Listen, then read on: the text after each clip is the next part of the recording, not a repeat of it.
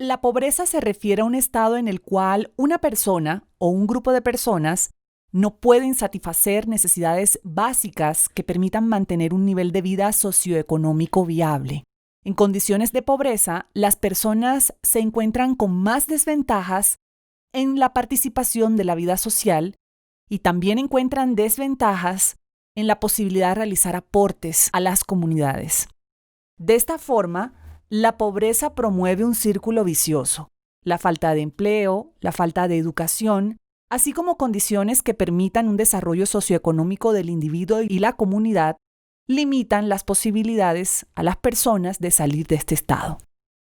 Según la Organización de las Naciones Unidas, una persona se encuentra en un estado de pobreza cuando no tiene acceso a medios que le garanticen la satisfacción a ciertas necesidades básicas. En ese sentido, el Día Internacional para la Erradicación de la Pobreza se celebra cada año el 17 de octubre. Fue reconocido por las Naciones Unidas en 1992, pero la primera celebración de dicho día tuvo lugar en París, Francia, en 1987, cuando más de 100.000 personas se reunieron en la Plaza de Trocadero para manifestarse a favor de los derechos humanos y la libertad en honor a las víctimas de la pobreza, el hambre, la violencia y el miedo. Está con nosotros el profesor Rodrigo Montoya Ramírez, economista, especialista en planeación, calidad y gestión pública. Ha sido exdirectivo de importantes entidades como el SENA, Regional Atlántico, y es director de posgrados de la Universidad Autónoma del Caribe. Es asesor y capacitador de la Escuela Superior de Administración Pública y docente de la Universidad del Atlántico. Hace parte como miembro pedagógico de la Fundación por la Educación de Calidad y también hace parte de nuestro cuerpo directivo de la Fundación COPROS. Le damos la bienvenida al profesor Rodrigo, quien va a hablar con nosotros sobre este importante tema. ¿Qué entendemos cuando hablamos de pobreza? Es uno de los interrogantes a los que nos vamos a aproximar con esta conversación. Pero primero me gustaría preguntarle al profesor Rodrigo, ¿por qué las agendas internacionales han vuelto tan prioritario el tema de la erradicación de la pobreza?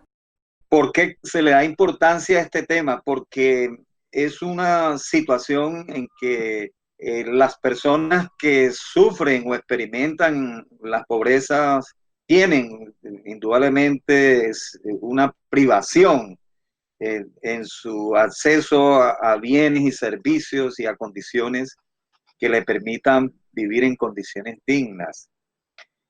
Lo cual les impide, como se plantea en el texto que se refiere por parte de las Naciones Unidas, en la que se consideran que les impide ejercer derechos y perpetuar precisamente al no tener esos derechos su nivel de pobreza.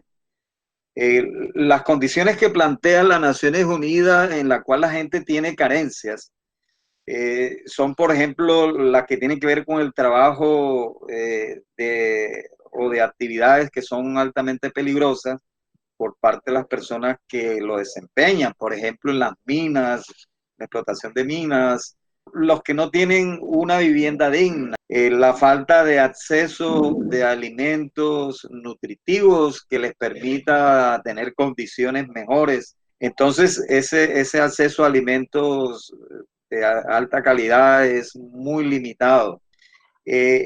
También igualmente el no acceso o el acceso desigual a la justicia, donde las personas tienen dificultades para que se le transmitan delitos y cosas personales que no son atendidas oportunamente.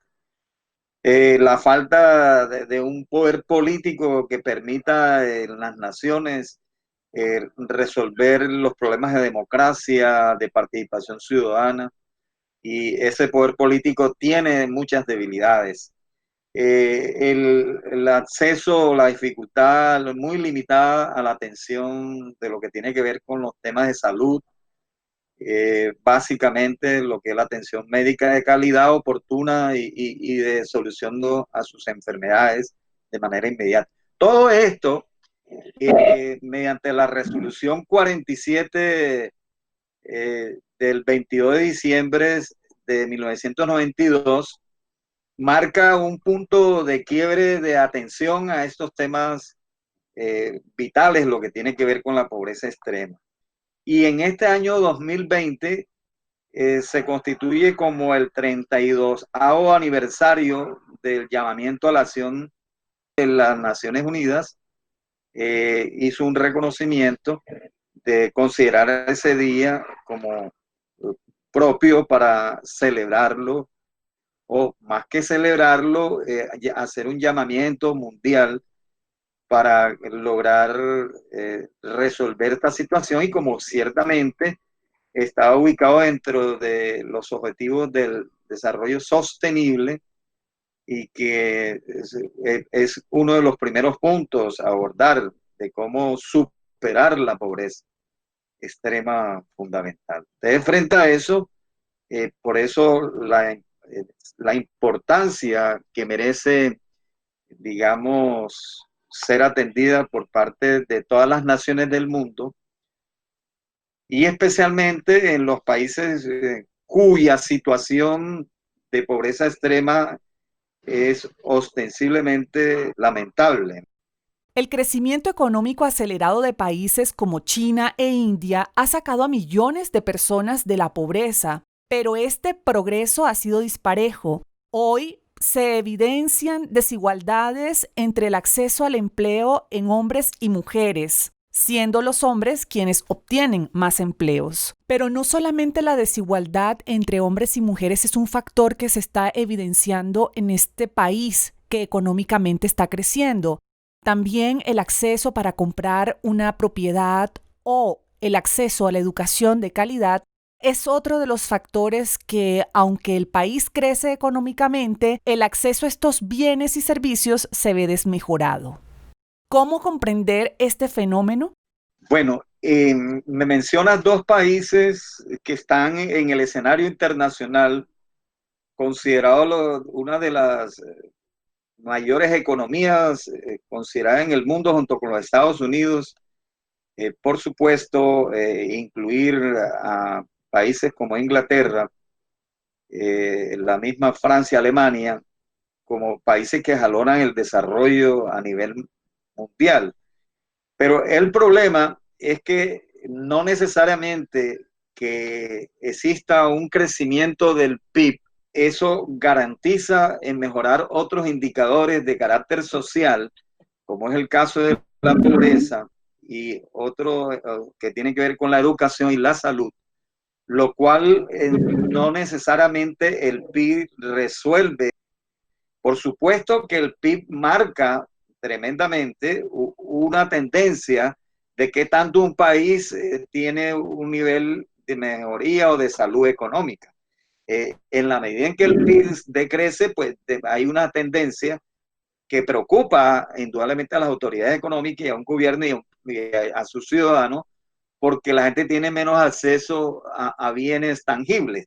Pero el hecho de que crezca un país el 10, el 12, el 9, el 8, es decir, por encima del 5%, que es un crecimiento muy, diríamos, significativo, eso no garantiza un desarrollo humano sostenible. Desde el eje estratégico institucional de la Fundación COPROUS, que se titula Gestión del Patrimonio y las Artes, encontramos el proyecto que conllevó al rescate de la ruina en el año 2001 y actual conservación del inmueble histórico donde vivió el poeta Julio Flores, edificación hoy declarada formalmente patrimonio. Como experto en este tema, podemos afirmar que el rescate de este patrimonio cultural inmueble liderado por la Fundación COPROUS es una acción que aporta un granito de arena para mitigar la pobreza en nuestro contexto comunitario. Bueno, indudablemente que aquí sí hay que hacer un reconocimiento que organizaciones de este tipo,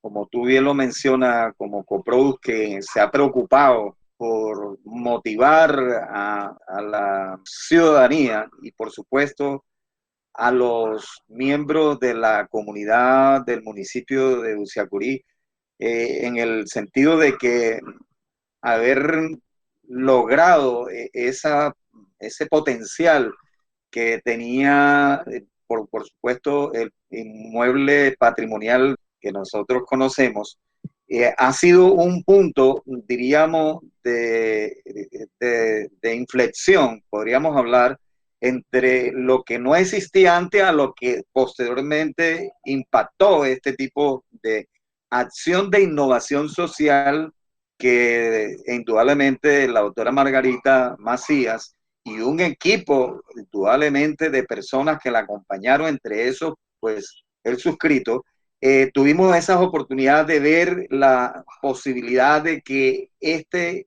inmueble patrimonial iba a ser el eje que iba a catapultar el desarrollo de procesos sociales muy significativos en el territorio. De ese inmueble patrimonial que indudablemente se constituyó diríamos, en el centro, en el eje o el epicentro para impulsar indudablemente el sector turístico del municipio de Usiacurí, y que sabemos que se jalonaron otros procesos que incidió de alguna manera en mejorar las condiciones de la situación socioeconómica de muchas personas que alrededor del inmueble patrimonial mejorar su calidad de vida. Y así nos referimos, por ejemplo, al sector artesanal.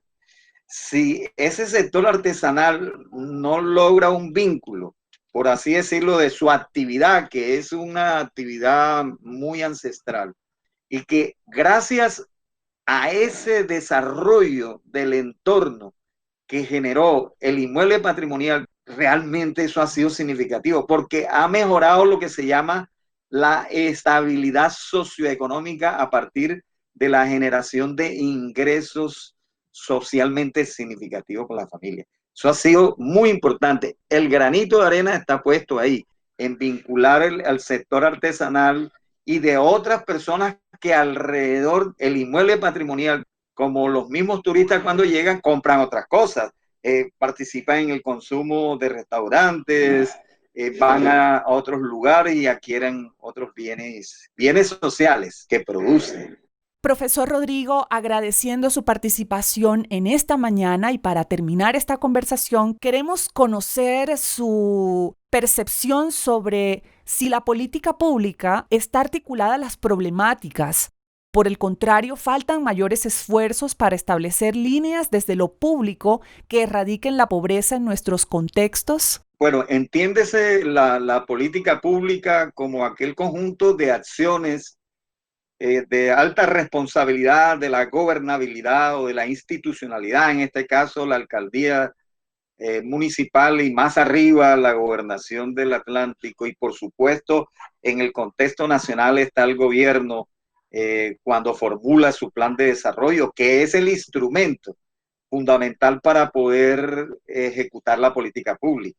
Yo sí creo que ahí hay una debilidad muy ostensible, evidente, que deberíamos, diríamos, impulsar, incluso desde la misma fundación, a que los gobernantes asuman de alguna manera un liderazgo para que esa política pública se pueda formular y construir colectivamente con la participación de los actores del municipio para avanzar no solamente en el tema de la pobreza, sino también en mejorar los indicadores de educación, de salud, por supuesto, lo que tiene que ver con la desigualdad social y económica que se refleja precisamente en niveles de pobreza que puede ser multidimensional o monetaria, y que en ese sentido la política pública, tal cual como es, porque formula la política pública un conjunto de planes, programas y proyectos,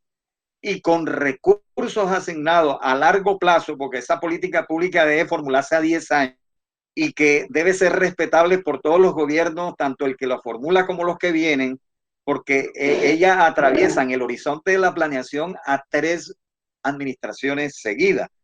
Y creo que es lo más evidente, lo más significativo, también podríamos hablar, fundamental que se construyan y se formulen políticas públicas. Profesor Rodrigo, muchísimas gracias por acompañarnos esta mañana. Pues gracias, Katy, por darme esta oportunidad de, digamos, compartir estas ideas y estas propuestas que pueden tener de alguna manera un eco alrededor de la comunidad. Pero el mensaje mío es que se aferren a la vida, que desarrollen su capacidad, de que ese cerebro empieza a producir ideas y propuestas significativas, porque el mundo no se ha acabado, el mundo no ha desaparecido, ha sucumbido, eso sí, eso tenemos que reconocerlo. El impacto de esta situación pandémica ha sido muy fuerte, sobre todo, como bien lo mencionaba, al sector más vulnerable de la población. Pero que la gente con su iniciativa, con su capacidad de proponer, de desarrollar proyectos de emprendimiento, creo que esa salida es fundamental. Y nunca dejar de soñar, como dice un gran maestro en Colombia, y que de alguna manera tengamos la opción siempre que ante las dificultades siempre hay una salida. Siempre hay una salida. Muy bien, gracias, Katy. Un placer. Estuvo con nosotros el profesor Rodrigo Montoya Ramírez conversando sobre el Día Internacional de la Erradicación de la Pobreza que se celebra hoy 17 de octubre.